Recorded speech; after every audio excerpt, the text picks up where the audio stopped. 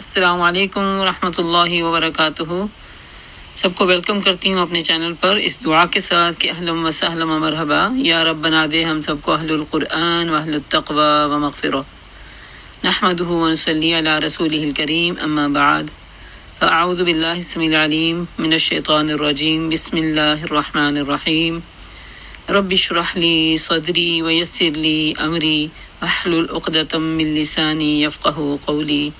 ربنا زدنا علما اللهم فقهنا في الدين ربي يسر ولا تعسر وتمم بالخير اللهم إنا نسألك علما نافعا وعملا متقبلا ورزقا حلالا طيبا واسعا اللهم إنا نعوذ بك من علم لا ينفع ومن قلب لا يخشع ومن نفس لا تشبع ومن دعوة لا يستجاب لها اللهم اهد قلبي وسدد لساني واسلل سخيمة قلبي آمین ثم آمین یا رب العالمین۔ ثواب جاریہ کے کاموں میں حصے دار بننے کے لیے چینل کو سبسکرائب، لائک اور شیئر کرنا مت بھولیے۔ سورۃ المائدہ آیہ نمبر 69۔ اعوذ باللہ من الشیطان الرجیم، بسم اللہ الرحمن الرحیم۔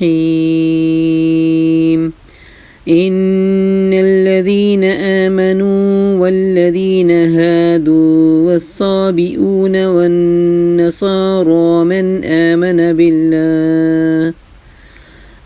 آمن بالله واليوم الآخر وعمل صالحا فلا خوف عليهم ولا هم يحزنون۔ ان الذین آمنوا والذین ہادوا والصابئون والنصارى، یقین جانیے جو اللہ کے راہ میں مسلمان ہوتے ہیں، اور چاہے وہ یہودی ہوں یا صابی ہوں یا عیسائی ہوں، جو بھی اللہ روز آخرت پر ایمان لاتا ہے، نام دیکھے کوئی بھی ہو کسی گروپ کا، بعض اوقات ہوتا ہے، لیکن عقیدہ درست ہے، عمل درست ہے، عمل سنت کے مطابق ہے، دین اللہ کہتے اس پہ کوئی پکڑ نہیں ہے۔ ٹھیک ہے، اگر عقیدہ جو ہے وہ خراب ہے اور ناموں کا پروموشن زیادہ ہے تو پھر اللہ کی طرف سے پکڑ ہے۔ بے شک اس کے لیے کسی کا خوف، جو ایسے کام کرے گا، نیک عمل کرے گا، اس کے لیے کسی خوف اور رنج کا مقام نہیں ہوگا۔ سبحان اللہ۔ ایمان اور عمل جو ہے، عمل صالح جو ہے، انسان کو ان دو چیزوں سے نجات کا پیغام دے رہے ہیں، دنیا میں بھی اور آخرت میں بھی۔ لقد اخذنا میثاق بنی اسرائیل وارسلنا الیہم رسولا، ہم نے بنی اسرائیل سے پختہ عہد لیا اور ان کی طرف بہت سے رسول بھیجے، مگر جب کبھی ان کے پاس کوئی بھی رسول آیا، ان کی خواہشات نفس کے خلاف کچھ لے کر آیا تو کسی کو انہوں نے جھٹلایا اور کسی کو قتل کر دیا، اور اپنے نزدیک یہ سمجھے کہ کوئی فتنہ رونما اپنے نزدیک یہ سمجھے کہ کوئی فتنہ رونما نہ ہوگا، اس لیے اندھے بہرے بن گئے، پھر اللہ نے انہیں معاف کیا۔ ان میں سے اکثر لوگ اور زیادہ اندھے اور بہرے بنتے چلے گئے، اللہ ان کی سب حرکات سے کو دیکھتا رہا۔ نفس جو ہے نا، نفس جب معبود بن جائے تو اللہ کی سچی سیدھی باتیں دل میں نہیں آتی، انسان عمل نہیں کرتا۔ یقیناً کفر کیا، لقد کفر الذین قالوا ان اللہ هو المسیح ابن مریم، بڑا ہی کفر کا کلمہ ہے جنہوں نے یہ کہا کہ نعوذ باللہ مسیح جو ہے اللہ کے بیٹے ہیں۔ حالانکہ مسیح علیہ السلام نے کہا تھا کہ میں تو بنی اسرائیل ہوں، اللہ کی بندگی کرو جو میرا بھی رب ہے اور تمہارا بھی رب ہے۔ جس نے اللہ کے ساتھ کسی کو شریک ٹھہرایا اس پر اللہ کی جنت حرام ہے۔ شرک ایسا گناہ ہے، چاہے وہ عمل میں ہو، چاہے عبادت میں ہو، چاہے وہ کسی معاملے میں۔ جس طرح اللہ تعالیٰ کو شرک پسند نہیں ہے نا اپنی ذات کے بارے میں، اسی طرح اللہ سبحانہ تعالیٰ کو اپنے نبی اتنے محبوب ہیں کہ ان کے طریقے کے اوپر کوئی بدعت بھی پسند نہیں ہے۔ یہ یاد رکھنا چاہیے، خالی شرک نہیں ہے بڑا گناہ، بدعت بھی بعض کا شرک تک پہنچا دیتا ہے۔ تو شرک اور بدعت دونوں کا لیول اللہ تعالیٰ نے چونکہ ہمیں معیاری بنانے کے لیے اپنے نبی کو بھیجا تھا۔ اگر ہمارا کام ان کے معیار کے مطابق ہے تو یقیناً قبول ہونے میں کوئی چیز رکاوٹ نہیں بننے والی۔ اگر ہمارا معاملہ کام ان کی معیار کے مطابق ہی نہیں ہے اور نئے سرے سے نیا گھڑایا کوئی کام ہے تو پھر کیا ہوگا؟ پھر وہ مقبول نہیں ہونے والا۔ تو ایسے لوگوں کے لیے اللہ تعالیٰ نے کیا کیا ہوا؟ جنت حرام کی ہوئی ہے، ان کا ٹھکانہ تو جہنم ہے۔ ایسے ظالموں کو پھر کوئی مدد بھی نہیں ملنے والی۔ یقیناً کفر کیا ان لوگوں نے بھی جنہوں نے کہا اللہ تین میں سے ایک ہے، نعوذ باللہ، حالانکہ ایک اللہ کے سوا کوئی اللہ نہیں ہے، کوئی خدا نہیں۔ اگر یہ لوگ اپنی ان باتوں سے باز نہ آئے تو ان میں سے جس نے کفر کیا ان کو دردناک سزا دی جائے گی۔ پھر کیا یہ اللہ سے توبہ نہیں کریں گے؟ اتنی سمجھ عقل آنے کے بعد بھی شرک اور بدعت سے باز نہیں آئیں گے؟ انہیں چاہیے کہ معافی مانگ لیں۔ اگر یہ معافی نہیں مانگیں گے پھر کیا ہے کہ انہیں چاہیے، پھر کیا یہ کہ اللہ سے توبہ نہیں کریں گے یا ان سے معافی نہیں مانگے، جبکہ اللہ کون ہے؟ بہت درگزر کرنے والا اور غفور الرحیم ہے۔ واللہ غفور الرحیم۔ توبہ اور استغفار دونوں میں ایک فرق کیا ہے ویسے؟ فرق جانتے ہیں؟ توبہ ہے جب دل سے آپ نے ریپینٹ کرنا ہے، اپنی غلطی کو مان لیا اور دوبارہ اس کو نہیں ہونے دینا۔ اور استغفار ہے ادھر سے غلطیاں کر رہے ہیں ادھر سے استغفر اللہ استغفر اللہ استغفر اللہ، سمجھتے 100 دفعہ استغفار کرنے سے جو غلط کام کیا وہ مٹ جائے گا، ایسا تو نہیں ہوتا۔ اسی طرح بندوں کا حق مارا ہے لیکن اللہ کے سامنے استغفار کر رہے ہیں تو وہ ختم ہو جائے گی بات، جب تک کہ بندوں کے سامنے آپ اس کو واضح نہیں رکھیں گے۔ تو توبہ اور استغفار کرنے والوں کو جب توفیق مل جائے اس توبہ اور استغفار کی تو اللہ کو کیسا پائیں گے؟ غفور الرحیم۔ مسیح تو صرف اللہ کے سوا کسی کو، مسیح ابن مریم اس کے سوا کچھ بھی نہیں تھے سوائے اللہ کے رسول۔ اس سے پہلے اور بھی بہت سے رسول گزر چکے ہیں۔ ان کی ماں ایک نیک عورت تھی، وہ دونوں کھانا بھی کھاتے تھے۔ اللہ کو کھانا کھانے کی ہے کوئی حاجت؟ اللہ نہ سوتے ہیں، نہ اونگتے ہیں، نہ کھاتے ہیں، نہ تھکتے ہیں، وہ دونوں کھانا بھی کھاتے تھے۔ اللہ تعالیٰ نے کیسی خوبصورت مثال پیش کی ہے۔ تم اللہ سے ریلیٹ کرتے ہو؟ اللہ کی صفات میں تو وہ رتی برابر بھی حقدار نہیں تھے، حصے دار نہیں تھے۔ وہ دونوں کھانا کھاتے تھے۔ دیکھو ہم کس طرح ان کے سامنے حقیقت کو واضح کر کر کے بیان کر رہے ہیں، مگر یہ کدھر کو الٹے پھرے جا رہے ہیں، عقلیں کند ہو گئی ہیں۔ قُلْ أَتَعْبُدُونَ مِن دُونِ اللَّهِ مَا لَا يَمْلِكُ لَكُمْ ضَرًّا وَلَا نَفْعًا۔ ان سے کہیے تم اللہ کو چھوڑ کر بھلا ان کی پرستش کرو گے جو تمہیں نہ تو نفع دے سکتے ہیں نہ نقصان۔ جو انسان کو نفع نقصان نہ پہنچا سکے وہ کیسے رب ہو سکتا ہے؟ یا نفع نقصان سے نہ بچا سکے، نفع پہنچا سکے اور نقصان سے نہ بچا سکے، وہ کیسا رب ہو سکتا ہے؟ حالانکہ سب کچھ سننے والا، سب کچھ جانے والا تو صرف اللہ ہے۔ قُلْ يَا أَهْلَ الْكِتَابِ لَا تَغْلُوا فِي دِينِكُمْ۔ اب دین میں بھی غلو کرنے سے بچنا ہے، دین میں غلو نہ کرو، ان لوگوں کی خیالات کی پیروی مت کرو جو تم سے پہلے گزرے ہیں۔ انہوں نے بہت ساروں کو گمراہ کیا اور سواء سبیل سے بھٹک گئے۔ خود ساختہ طریقے جو ہے نا، وہ خود ساختہ طریقے، یہ بھی غلط ہے۔ نہ اللہ نے بتائے تھے یا نبی نے سکھائے تھے، خود ساختہ بنا کے خود ہی سمجھ لیا کہ اس طرح یہ کام کریں گے تو یہ ہو جائے گا، یہ کام کریں گے تو یہ ہو جائے گا۔ تو دین میں غلو جو ہے وہ اللہ تعالیٰ کو پسند نہیں ہے، اور اس کا ٹھکانہ بھی کہاں ہے؟ لُعِنَ الَّذِينَ كَفَرُوا۔ ایسے لوگوں پر اللہ تعالیٰ نے پھر لعنت کی ہے، ان کافروں پر، بنی اسرائیل میں سے۔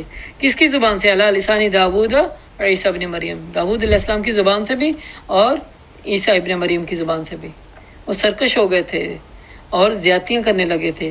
انہوں نے ایک دوسرے کو یہ برے افعال کے ارتکاب سے روکنا بھی چھوڑ دیا تھا۔ یہ سب سے بڑا اللہ کو غصہ دلانے والا کام ہے، جب انسان برائی کو روکنے سے چپ ہو جائے، مفاد پرست بن جائے اور وقت کو ٹالنے والا بن جائے، بس کہے کہ بس وقت ٹپاؤ، مت بولو، مت برے بنو، مائنڈ یور بزنس، مجھے کیا ضرورت پڑی ہے برا بننے کی۔ لا حول ولا قوت۔ اللہ کہتے ہیں سب سے زیادہ غضب انہیں پہ آتا ہے۔ پھر ایمان کا تو ایک لیول بھی بتایا گیا نا ہمیں، کہ ایمان کا لیول کیا ہے کہ ہاتھ سے روکیں۔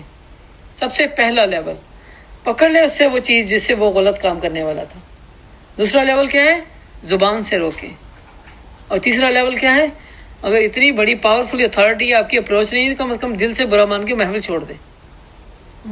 اگر یہ تینوں کام نہیں کرتے تو پھر تو اللہ کے نبی نے فرمایا کہ اس کے دل میں رائی کے دانے کے برابر بھی ایمان نہیں تھا۔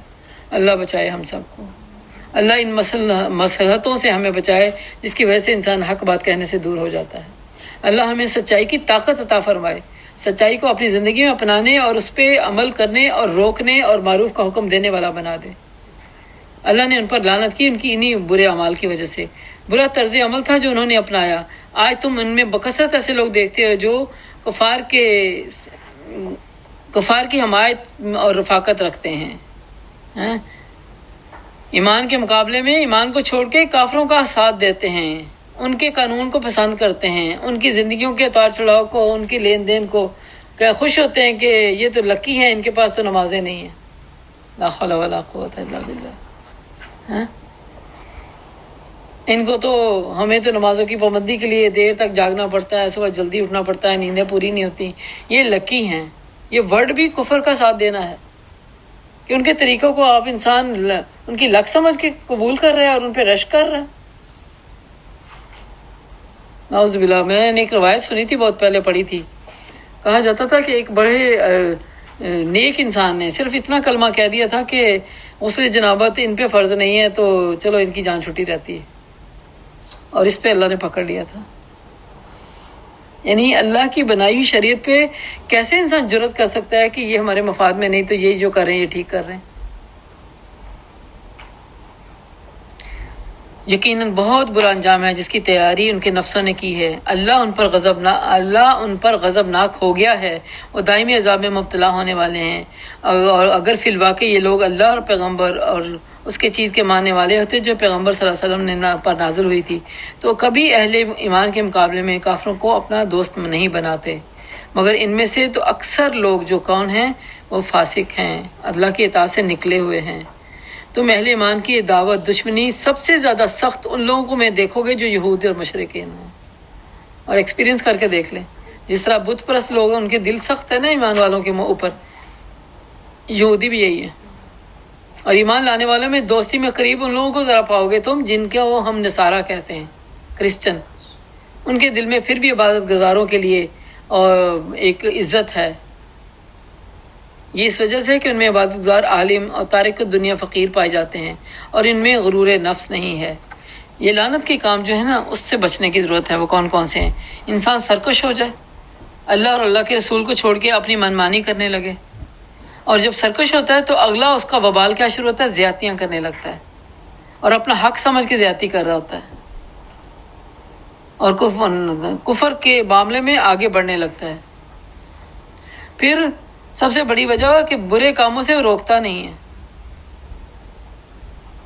اللہ کے نبی نے فرمایا بخدا یا تو تم لوگوں کو نیکی کا حکم دو گے یا برائی سے منع کرو گے، اور ظالم کا ہاتھ پکڑو گے، اسے حق اور انصاف کی طرف زبردستی لوٹا دو گے، اسے عدل کا جبرن پابند کرو گے، ورنہ تمہارے دلوں کو بھی اللہ تعالیٰ آپس میں ٹکرا دے گا اور تم پر بھی ایسی پھٹکار ڈالے گا جیسے ان لوگوں پر ڈالی. لعنت کے جو دوبارہ سن لیں، نافرمانی کرنا، فرائض کو چھوڑ دینا، گناہوں کا ارتکاب کرنا، دین میں حد سے بڑھ جانا، غلو کرنا یعنی غلو کرنا، اور طرح طرح کی بدعت نکال کے عبادت سمجھ کے ان کو رائج کرنا، اور نیکی کا حکم نہ دینا اور برائی سے منع نہ کرنا. یہ تمام چیزیں لعنت کا سبب بنتی ہیں. اللہ سبحانہ تعالیٰ سے دعا ہے اللہ تعالیٰ ان لعنت زدہ کاموں سے ہمیں پوری اویئرنیس کے ساتھ بچنے کی توفیق عطا فرمائے. اللہ ہم سب کا آنا بیٹھنا سیکھنا سکھانا قبول فرمائے. اس میں آج جو شیطانی خلل بیچ میں آیا اس کے لیے میں سب سے معذرت خواہ ہوں، جو ہماری ریکارڈنگ کے دوران بھی اور ہمارے یہ آن لائن سسٹم کے دوران بھی کوئی جس بلڈنگ میں ہم بیٹھے ہیں اس بلڈنگ میں ہماری اوپر مطلب ظاہر ہے پتہ نہیں کہاں سے وہ اس طرح کی آوازیں شروع ہو گئی جس سے ہمارا یہ خلل پیدا ہوا.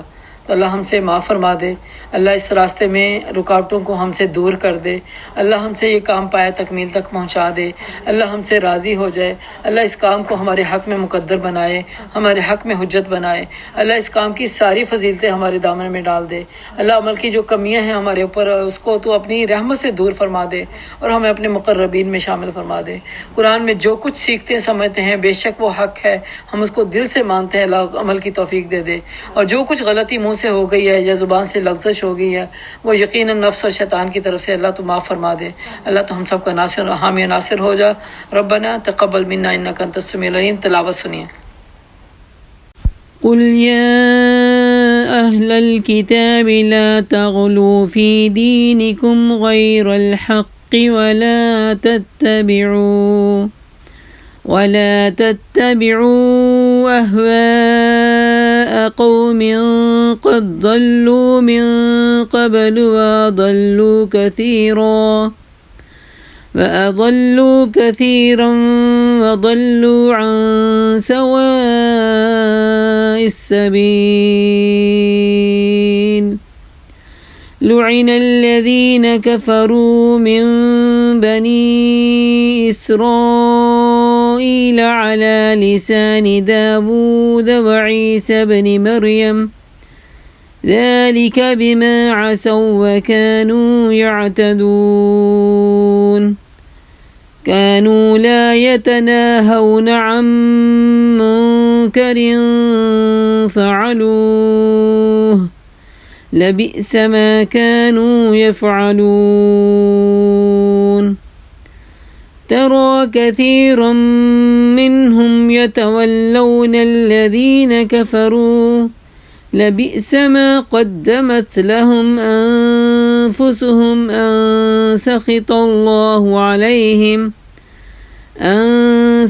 الله عليهم وفي العذاب هم خالدون ولو كانوا يؤمنون بالله والنبي وما أنزل إليه ما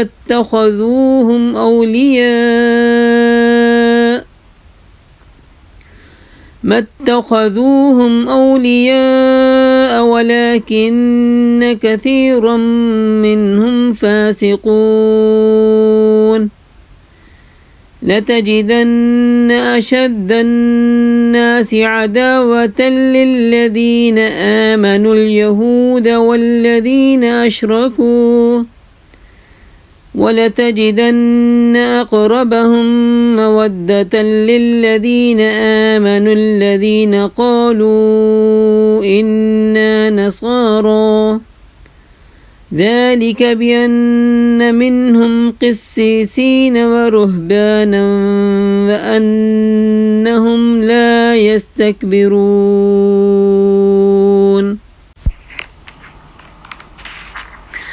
حق کو نہ ماننے کی سب سے جو بڑی وجہ ہے نا ہمیشہ وہ کیا ہوتی ہے؟ کبر ہوتی ہے.